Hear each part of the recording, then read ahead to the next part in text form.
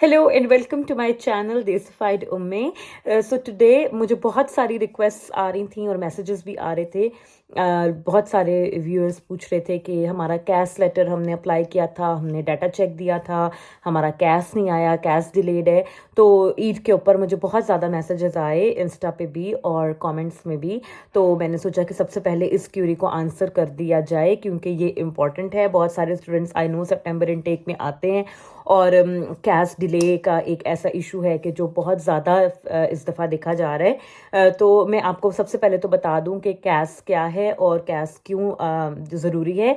So cash is a confirmation of your student status और ये एक लेटर होता है यूनिवर्सिटी का ऑफिशियल। आप इसको ऐसे भी समझ सकते हैं कि ये यूनिवर्सिटी आपको अपना स्पॉन्सरशिप लेटर देती है और इसकी बेस पे आप वीज़ा अप्लाई करते हो। विदाउट योर कैश लेटर का एक रेफरेंस नंबर होता है, उस रेफरेंस नंबर के बगैर आप अपना वीज़ा अप्लाई नहीं कर सकते to travel to UK for your study visa. तो इसलिए कैश की बहुत ज़्यादा इम्पोर्टेंस है और कैश के बगैर आपका आगे का सारा प्रोसीजर जो है वो अधूरा है। तो स्टूडेंट्स जो हैं वो बहुत ज़्यादा स्ट्रेस्ड आउट हो जाते हैं अगर उनका कैश टाइम पर ना आए। यूजुअली यूनिवर्सिटीज़ जो हैं वो आपको पहले एक कंडीशनल ऑफर लेटर भेजती हैं जिसके अंदर उनकी कुछ शर्तें होती हैं जो आपको पूरी करनी पड़ती हैं, जैसे कि फ़ीस सबमिशन है या कुछ और। अगर उनको आपका आइल्स वगैरह चाहिए वो आप देते हो, उसके बाद आपको विद इन अ वीक वो अनकंडीशनल ऑफर लेटर भेज देते हैं। अनकंडीशनल ऑफर लेटर को आप जब एक्सेप्ट कर लेते हो, उस एक्सेप्टेंस के बाद विद इन 1 और 2 वीक्स आपको यूनिवर्सिटी की तरफ से एक कैश डाटा चेक की ईमेल आती है जिसमें वो आपसे रिक्वेस्ट करते हैं कि ये तमाम इन्फॉर्मेशन आपकी हमने कैश लेटर के ऊपर प्रिंट करनी है, तो लिहाजा आप एक दफ़ा इसको अच्छे तरीके से गो थ्रू कर लें और अगर इसके अंदर कोई मिस्टेक है तो आप हमें बताएं। तो कैश डाटा चेक जब आप एक दफ़ा अपना सारा डाटा चेक करके उसको आप कंफर्म करते हो थ्रू ईमेल, तो उसके बाद विद इन 2-3 डेज आपका कैश इशू हो जाता है। That is a usual practice. लेकिन अभी क्या हो रहा है कि अभी बहुत ज़्यादा डिलेज हो रहे हैं। तो मैं आपको अब बता दूं कुछ रीजंस जिसकी वजह से डिले है। सबसे पहली रीज़न तो ये है कि सितंबर इनटेक जो है वो यूके यूनिवर्सिटीज़ के अंदर एडमिशन का मेन इनटेक है। यहाँ पर यूनिवर्सिटीज़ में 2 या 2 से ज़्यादा भी इनटेक्स चलती हैं थ्रू आउट द ईयर, लेकिन तमाम यूके के अंदर स्कॉटलैंड, वेल्स, आयरलैंड, इंग्लैंड तमाम के अंदर जो सितंबर इनटेक है वो इनकी मेन इनटेक है और इसके अंदर बेतहाशा इंटरनेशनल स्टूडेंट आता है और वैसे भी इनके ऊपर एडमिशन का लोड बहुत ज़्यादा होता है बिकॉज ऑफ द रीज़न के सितंबर इनका मेन इनटेक है। इसके बाद जनवरी है बट स्टिल सितंबर में बहुत ज़्यादा अमाउंट में स्टूडेंट्स आते हैं और उनका मतलब आपको पता ही, आप अंदाज़ा कर सकते हो कि कितना ज़्यादा यूनिवर्सिटीज़ के ऊपर वर्कलोड होता है, प्रेशर होता है इंटरनेशनल स्टूडेंट्स का, एप्लीकेशंस का, और उसमें से फिर उनको शॉर्ट लिस्ट करके कैश वगैरह वो ऑफ़र करते हैं। तो एक रीज़न तो ये है। दूसरा रीज़न ये है कि यहाँ पर इस साल क्वीन की प्लैटिनम जुबली थी जून के अंदर, तो उसके ऊपर बहुत ज़्यादा हॉलीडेज़ था क्योंकि प्लैटिनम जुबली की एक पूरी सेलिब्रेशन यहाँ पर हुई है और एक वीक की यहाँ पर सेलिब्रेशंस थी। उसकी वजह से बहुत ज़्यादा जो है वो डिसरप्ट रहा है ऑफिस आवर्स और ऑफिशियल जो इनके काम के जो दिन हैं वो भी कम रहे हैं क्योंकि बहुत ज़्यादा छुट्टियां थी।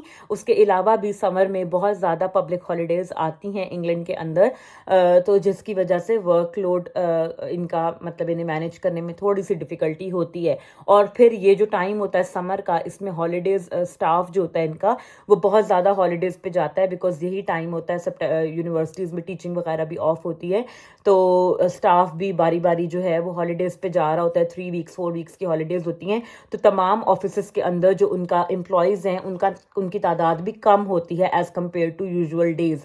तो क्या होता है कि कम स्टाफ के ऊपर ज़्यादा वर्कलोड होता है। और अगर तो आपने जून में अप्लाई किया था तो मे बी आपका डिले आ रहा हो बिकॉज जून में काफ़ी ज़्यादा छुट्टियाँ थीं। और फिर तीसरी बात यह है कि वो तमाम स्टूडेंट्स जिन्होंने सिर्फ एक यूनिवर्सिटी में अप्लाई किया हुआ था और वो अब उस एक यूनिवर्सिटी की तरफ से फिक्रमंद हैं कि हमारा कैश इशू नहीं हो रहा, तो ये एक बहुत बड़ी मिस्टेक है जो आप लोगों ने की। कभी भी एक यूनिवर्सिटी में आप अप्लाई मत करें, 2 से 3 यूनिवर्सिटीज़ एटलीस्ट ऐसी होनी चाहिए जिसमें आप अप्लाई करें। फिर चौथी रीज़न क्या होती है कि जो एजेंट्स के थ्रू हम अप्लाई करते हैं या इवन अगर हम खुद भी अप्लाई करते हैं स्टूडेंट्स, तो हम मोस्ट पॉपुलर यूनिवर्सिटी को चूज़ करते हैं कि ऐसी यूनिवर्सिटी जो पॉपुलर हो, जिसमें मतलब जिसकी एक इंटरनेशनल स्टूडेंट्स की तरफ से एक उसकी रेपुटेशन हो। तो फिर क्या होता है कि बहुत ज़्यादा ज़्यादा ऑलरेडी लोड होता है उनके ऊपर बिकॉज ऑफ देयर पॉपुलैरिटी। तो जब आपने भी उसी इंस्टीट्यूट में अप्लाई किया तो फिर आपका ऑब्वियसली डिले आएगा। इसका तरीका ये होता है कि आप एक आधा पॉपुलर यूनिवर्सिटी में कैस के लिए आप अपनी मतलब एडमिशन इन्फॉर्म डालें एप्लीकेशन, और एक आधा आप किसी नॉर्मल यूनिवर्सिटी में जिसकी इतनी पॉपुलैरिटी ना हो या किसी ऐसे सिटी में हो जो इतना पॉपुलर ना हो, जैसे बर्मिंघम, मैनचेस्टर, लंदन वगैरह को छोड़ के आप थोड़े साइड पे जो सिटीज़ हैं उनमें यूनिवर्सिटीज़ में अप्लाई करें तो वहाँ पर आपको कैस वगैरह जल्दी आ जाएगा बिकॉज उनके ऊपर इतना लोड नहीं होता। और वैसे भी क्वालिटी ऑफ एजुकेशन तो यहाँ पर सेम ही है as long as university registered है और वो स्पॉन्सरशिप ऑफर कर सकती है लीगली, उसमें वो कोई मतलब ऐसा नहीं फ्रॉड नहीं है। तो आपको क्वालिटी ऑफ एजुकेशन यहाँ पर सिमिलर ही मिलेगा, उसमें कोई इशू नहीं होता चाहे बड़ा सिटी हो चाहे छोटा सिटी हो।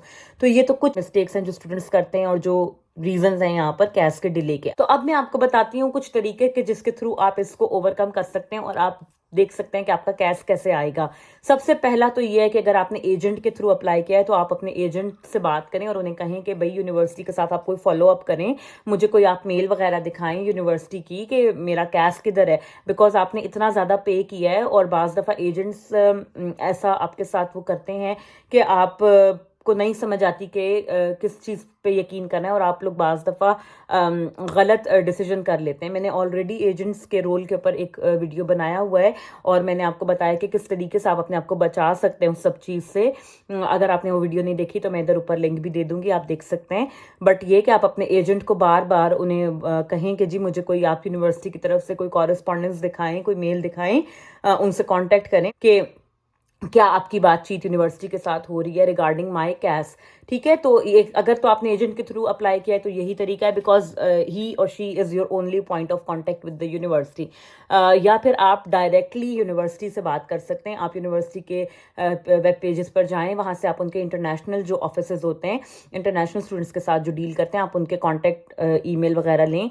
और आप एडमिशन्स ऑफिस हो गया, कैश का एक अलग डिपार्टमेंट होता है, कैश डिपार्टमेंट का आप देख लें ईमेल या कोई कॉन्टैक्ट फ़ोन नंबर वगैरह, और आप उनसे बात करें। आपके पास कुछ डाटा चेक आया होगा या आपके पास अनकंडीशनल जो ऑफर लेटर है उसके ऊपर आपका कुछ ना कुछ रेफरेंस नंबर दिया होगा, आप वो कोट करें ईमेल के अंदर और आप उनसे बात करें कि जी इस डेट को मेरा अनकंडीशनल ऑफर लेटर आया था, इस डेट को मैंने कैश डाटा चेक दिया था और मेरा कैश इशू नहीं हुआ, तो क्या रीज़न है, I am an international student, I have to travel, I have to arrange for my visas and everything.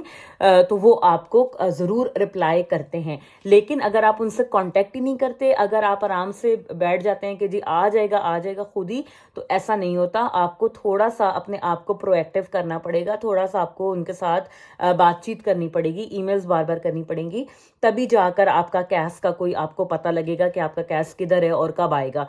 ठीक है, क्योंकि यूनिवर्सिटीज़ के पास इतना ज़्यादा लोड होता है कि अगर एक स्टूडेंट उनसे कांटेक्ट नहीं कर रहा किसी डिले के ऊपर, उनसे कोई उसकी कॉरेस्पॉन्डेंस नहीं है, तो वो आपको रिजेक्ट भी कर सकते हैं। ठीक है, वो उन स्टूडेंट्स को प्रेफर करेंगे जिनकी या तो प्रोफाइल बहुत अच्छी होती है, एकेडमिक रिकॉर्ड बहुत अच्छा होता है, या फिर ये कि जो उनके साथ कॉन्टैक्ट में आते हैं, जो एक कंसर्न, एक इंटरेस्ट शो करते हैं कि हम इंटरेस्टेड हैं, हमें फिक्र है कि हमारा कैश नहीं आया, तो ऐसे स्टूडेंट्स को वो फिर प्रेफर करते हैं। अगर एक स्टूडेंट उनसे कॉरेस्पॉन्डेंस में नहीं है, उनसे बातचीत ही नहीं कर रहा, तो वो उसको फिर क्या होता है कि या तो वो आपको रिस्पॉन्ड ही नहीं करते, आपका सारा ये टाइम निकल जाएगा, या तो फिर क्या होता है कि वो आपको रिजेक्ट कर देंगे। तो इन सब चीज़ों से बचने के लिए इतनी एफर्ट के बाद यहाँ तक आप लोग पहुँचे हैं, तो आप लोग थोड़ा सा एफर्ट और डालें और अपने कैश के लिए आप लोग उनसे राब्ता करें, उन्हें बार बार आप ईमेल्स वगैरह करें, तभी जाकर आपको थोड़ा सा आइडिया होगा कि कब आएगा।